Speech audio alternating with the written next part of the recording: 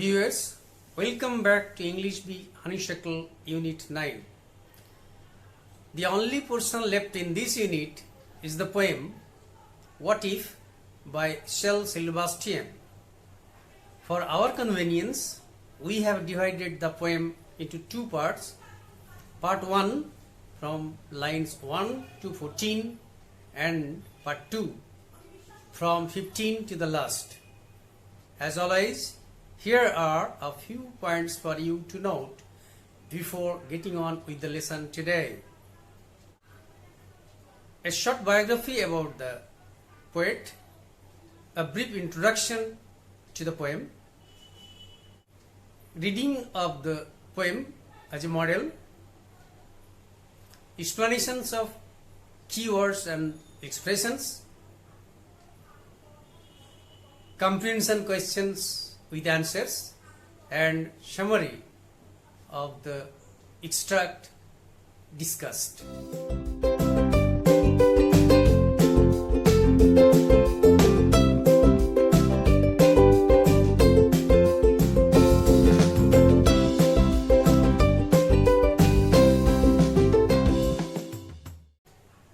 A few words about the poet.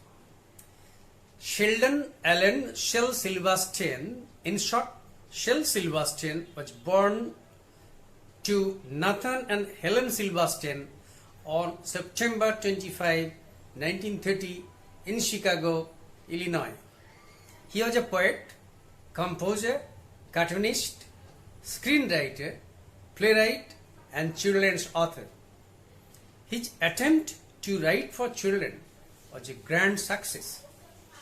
He wrote this under the name Uncle Selby. He was best known for helping young minds to develop a taste and appreciate poetry. Some of his poems reveal an understanding of childhood anxieties and wishes. Of all his books that made him famous with children and parents across the country was The Giving Tree, in which he tells how an old sacrificing tree gives a boy everything it has. He said he understood how and what children think about. The poem What If is taken from his collection of poetry called A Light in the Attic. A brief introduction to the poem.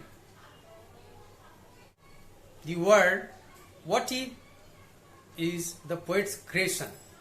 It is not what if, it is what if. The word has been personified. This what if continues to appear in the mind of the persona.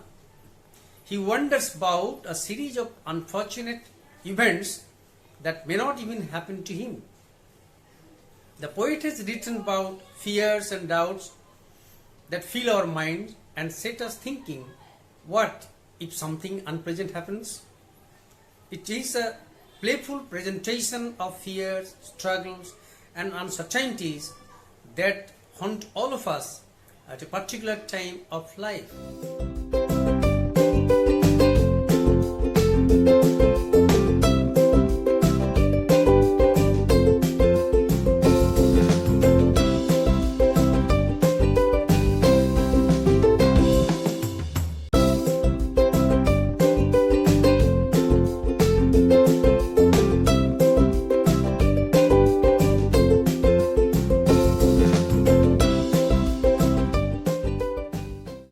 Let's read out the poem What If.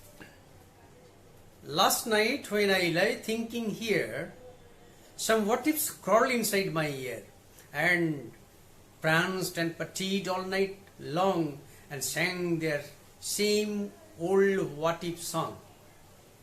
What if I am dumb in school? What if they have closed the swimming pool? What if I get beat up? What if there is poison in my cup? What if I start to cry? What if I get sick and die? What if I flunk the test?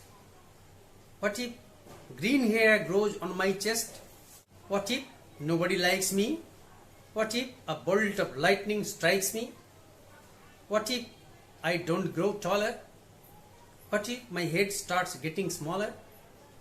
What if the fish won't bite? What if the wind tears up my kite? What if they start a war? What if my parents get divorced? What if the bus is late? What if my teeth don't grow in straight?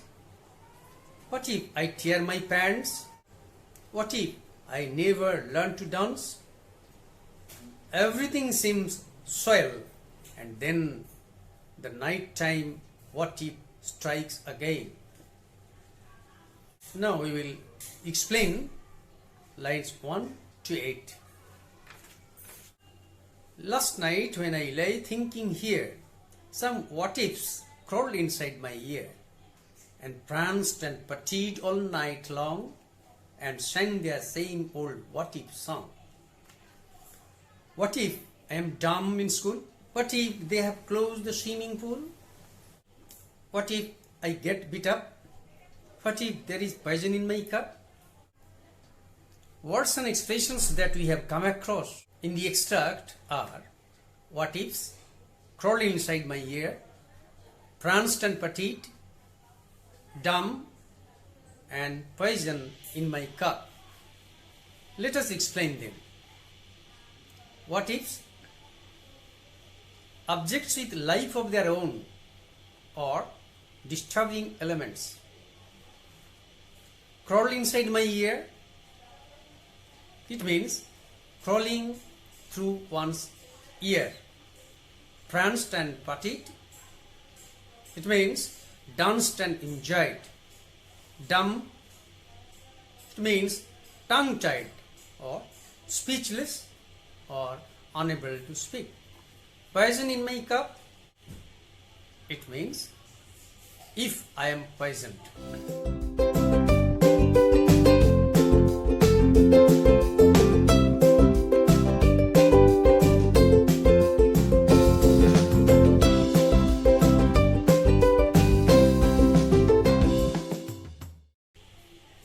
Here is a set of questions with answers to understand the poem. 1. What problem did the persona face? When the persona lay thinking, a set of what ifs crawled into his ear. 2. What does the word here stand for in the context? The word here stands for bed. 3. Explain pranced and partied all night long. What ifs created troubles in the persona's mind and enjoyed throughout the night at the cost of the persona's distress. 4. What do you understand by their same old what if song? By this expression, the poet means thoughts that troubled him the previous night has once again come back to disturb him now.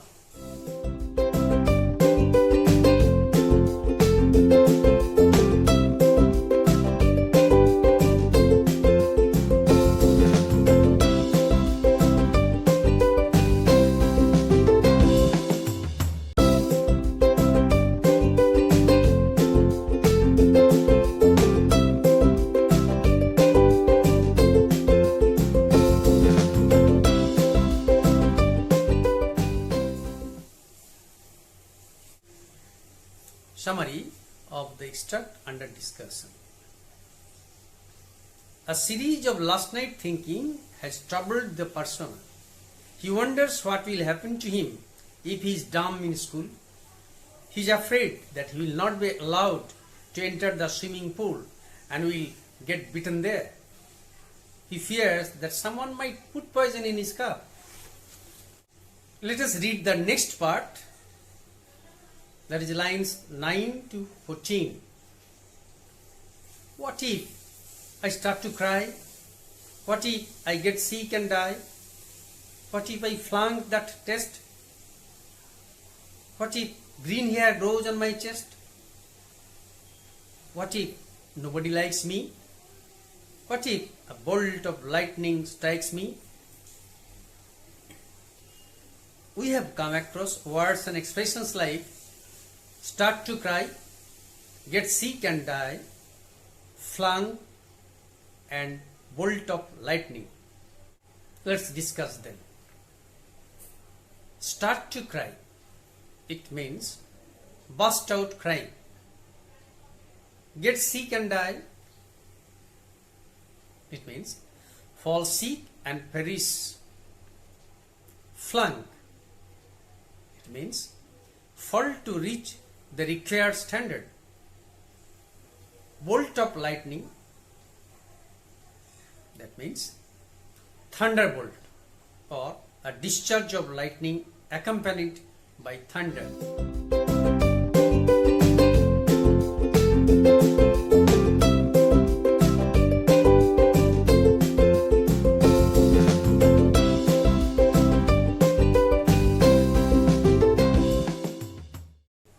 Here is a set of short questions with answers to comprehend the ideas contained in this part of the poem.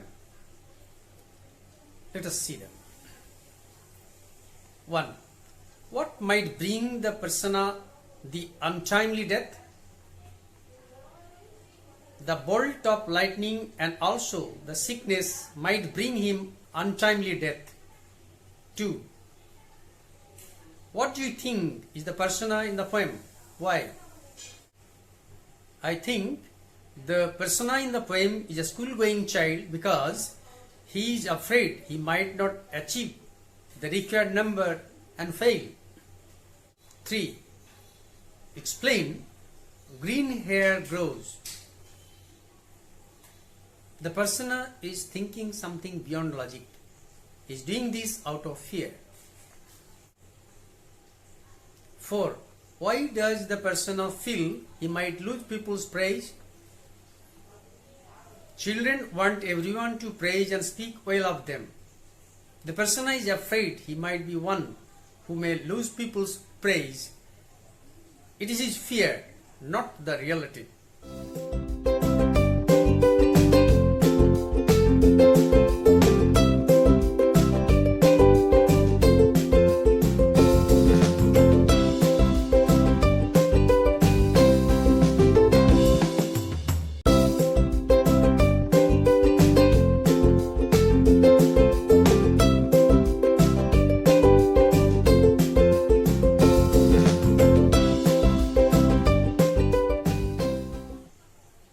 Here is the summary of the extract under discussion. Who knows, he might start crying, get sick and die. Is he going to fail the test for not securing the required standard? There can be other unfortunate happenings too. Green hair may grow on his chest and he may be disliked by all. He is afraid he may be a victim to lightning. This much is for today. We will be back with the remaining part of the poem in our next class.